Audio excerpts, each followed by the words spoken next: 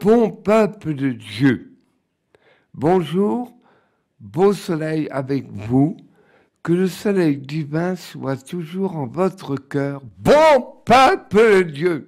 On a fêté le 11 novembre Saint-Martin de Tours et bien sûr l'armistice.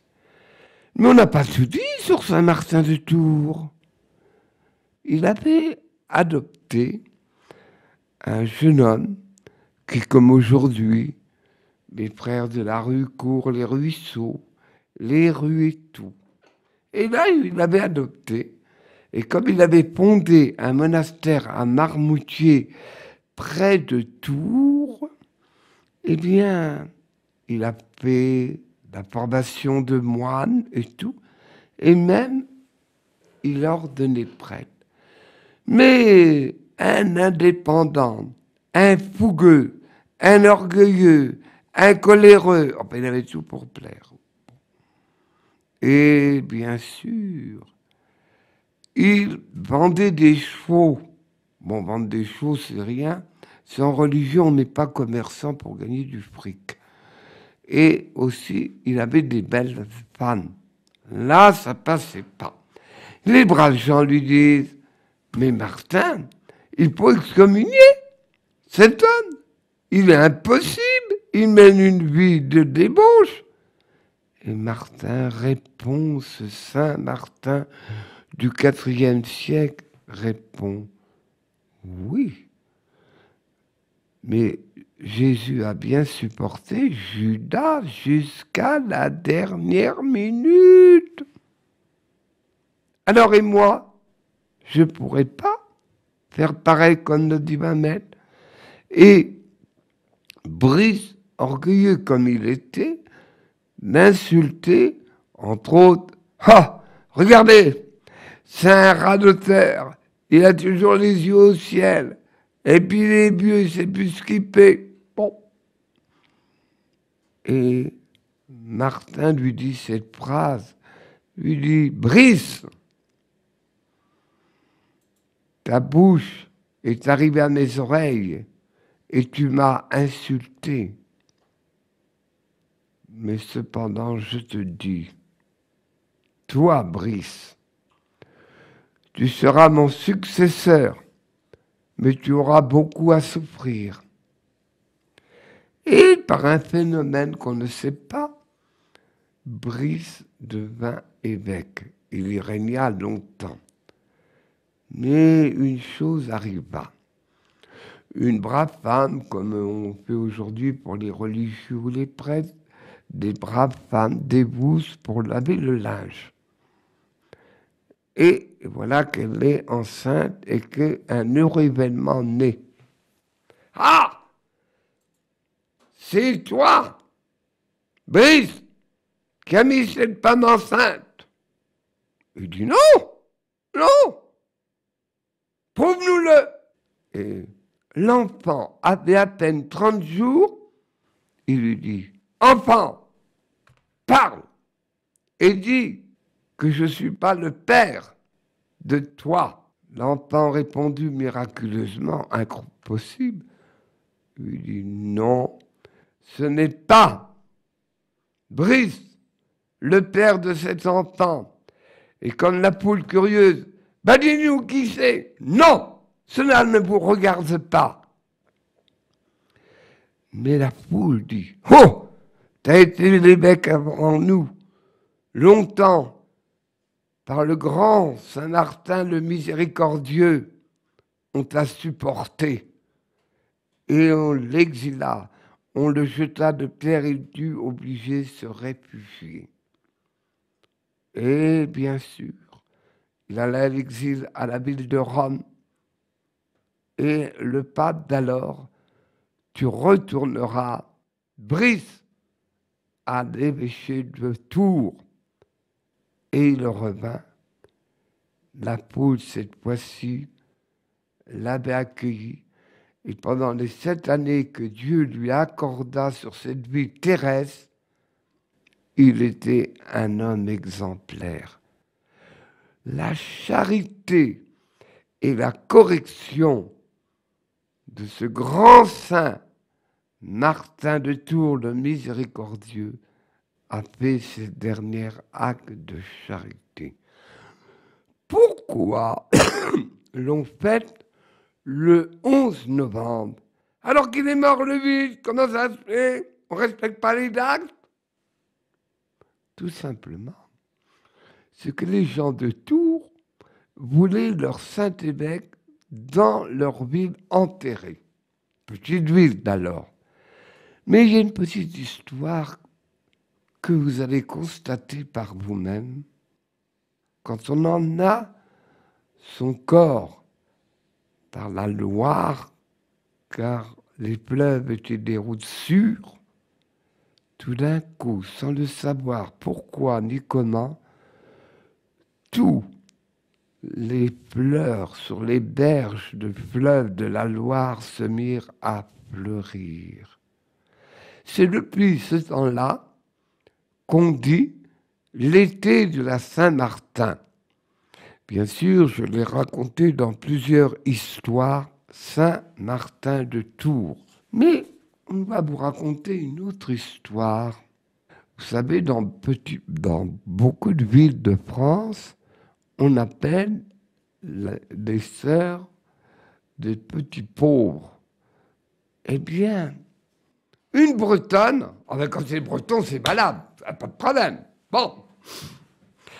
Et elle est née le 25 octobre 1792 et rappelée à Dieu 1869. Et son père, c'est dommage, le papa n'aura pas vu la naissance de notre petite Jeanne. Et on appelait les petits, elle était la quatrième. Venez les enfants, vous avez une petite sœur. Et le papa, il n'est pas là. Il est parti à la grande pêche, chercher la morue à Terre-Neuve. Et bien sûr, elle grandissait comme les enfants. À peine Jeanne eut 4 ans, son père disparaît en mer, car n'oubliez pas, beaucoup de marins ne revenaient pas. Et combien de femmes étaient veuves? Mais elles se résignaient. Et d'ailleurs, les Bretons, à la pointe du Rap, Plogoff, il y a une grande statue, la République ne l'a pas encore enlevée, je suis étonné, mais enfin bref, une statue Notre-Dame des naufragés, et la beauté de ces statues, c'est que les petits-enfants s'aggravent à la robe de la statue de la Vierge. Voilà comment était dans les familles. Mais cependant, la mère veuve, maman, les enfants avaient un peu grandi. Maman, on t'aidera. Moi, je garderai les bâches. Moi, je ferai le tricot. Moi, j'irai chercher le bois pour allumer le feu. Ah, mes petits, que vous avez bien raison. La douleur de notre papa. Mais maman, t'inquiète pas, dit la petite Jeanne. Moi, je ferai des grosses prières pour que Dieu et notre papa protègent. Et ainsi, elle allait. Cependant, à l'âge de 15 ans, et encore j'ai trouvé très tard par rapport à l'époque, maman, il faut que je travaille. Et elle travailla, faire les ménages dans les maisons aisées. Mais elle avait un don que Dieu lui avait donné, déjà secourir, aider, réconforter les vieilles gens. Car comme aujourd'hui, il y avait des vieilles gens qui se mouraient, qui refroidissaient, et elle put éveiller. Il est vrai que sa mère l'avait éveillée et lui avait donné la foi chrétienne de l'amour des pauvres. Oh, mais on n'entre pas en religion comme ça, dites donc. Tu iras à l'hôpital de Rosé. eh bien, tu aideras les sœurs infirmières. Ce qu'elle fit. Elle y resta 6 ans. Mais on ne regardait pas les heures. Elle travaillait à faire la cuisine. Faire la cuisine à l'époque, ce n'était pas d'appuyer sur un bouton électrique. Non, il fallait faire les cuisinières au bois et au charbon. Et on y faisait des grandes soupes. C'était des soupes naturelles. Et les gens, avec une bonne soupe, étaient remontés. Et elle travaillait, elle en tomba malade. Si bien qu'une brave femme, Marie Lecoq, vous viendrez chez moi. Mais elle n'était pas habituée à rien faire. Alors, elle repos. Et elle lui dit, c'est une devise à prendre pour nous aujourd'hui. Le travail attendra, il est patient, mais repose-toi. Si bien que pendant 6 ans, elle se reposa. Et lorsque cette brave femme fut rappelée à Dieu, alors elle continua à faire du travail, se louer chez l'un, chez l'autre. Mais toujours la vocation d'aider les pauvres, vraiment les pauvres, vraiment la misère, eh bien, elle réussit à trouver 2 pièces, mais pas un studio comme nous, 2 pièces, un bâtiment froid. Et là, elle commença. Et les uns, les autres venaient. Oh, qu'est-ce qu'on est bien chez elle. On a une bonne soupe, du bon pain. Et beaucoup de jeunes filles se mirent à se dévouer. Mais la vie est pauvre, la vie est pauvre, il faut faire la quête. Oh, je vous raconte cette anecdote. Un jour, elle voit un homme aisé. Encore vous! C'est passé hier, il me semble. Et puis, pour une bonne claque, vous voyez. Eh bien, maintenant que vous m'avez donné une claque, eh bien, donnez-moi l'argent pour les pauvres. Une autre fois, un homme aisé lui donnait de l'argent. Mais encore aujourd'hui, mais je vous ai donné hier. Mais monsieur, ils avaient faim hier. Aujourd'hui, ils ont faim. Demain, ils auront faim. Un homme de haute qualité. Bon, je vous donne un don. Et ce qui nous surprend aujourd'hui, c'est que il faut vivre pauvre. Ce que les gens vous donnent, il ne faut pas le gaspiller, le jeter aux poubelles.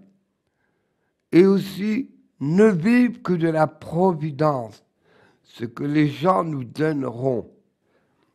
Et bien sûr, elle a eu beaucoup de maisons qui se sont développées. Et vous savez que la Bretagne et la Normandie, il y a le beurre le plus excellent du royaume de France. Pour toi, je ne sais pas. Mais ces pauvres, ces petits vieux, ils vivent, ils ne mangent que du pain sec. Et on est dans un pays où il y a du bon beurre. Écris bien un petit mot. Saint-Joseph, les pauvres ont besoin de beurre. Et un jour, un homme s'amène. Ah, j'ai plein de beurre. Voulez-vous? Oh que oui, pour mes pauvres. Et elle a fondé plusieurs maisons. Et la première, parce qu'il faut un ordre dans l'ordre de l'Église, en 1844, les premières sœurs font vœu d'obéissance, ce qui est très dur, ça, moi je ne vous dis pas. Hein. Pauvreté, au lieu d'avoir une voiture, il faut en avoir 2. Chasteté et hospitalité, c'était le 4e vœu. Accueillir les gens. Et il y a eu quand même des gens importants de l'époque. Il y a eu l'Académie française fondée par Richelieu. Mais cependant, ces gens qui étaient au 19e siècle des gens très brillants, Chateaubriand, un bon Normand, pardon, un bon Breton, Victor Hugo, Lamartine, ayant donné une somme pour aider ces pauvres, ces vieillards. Elle disait, les petits vieux, il faut les gâter, il faut les faire vivre. Et je reprends. Et une vie toute simple, mais qui a eu le courage de affronter la difficulté. Elle a affronté les critiques, elle a affronté les incompréhensions et tout. Mais elle tint bon. Et d'où est sa vocation? Eh bien, de sa petite mère, qui, malgré ayant perdu son mari, ne se découragea pas et elle lui donna la flamme de l'amour des pauvres. Et elle a été béatifiée par le pape Jean-Paul II. Et notre pape Benoît XVI l'a canonisée. Voilà une belle vie, Jeanne Jugan. Et on l'appelle, il y en a une maison à Marseille, une dans le nord à Saint-Quentin, puis d'autres, les petites sœurs des pauvres. Ah bien sûr, on n'a jamais entendu parler. Oh, je ne sais pas, mais ceux qui y sont, ils disent « Oh, c'est formidable. Bon peuple de Dieu, merci, merci, et que Dieu vous donne la bonté du cœur. » Voilà. Merci à toi. Bon peuple de Dieu.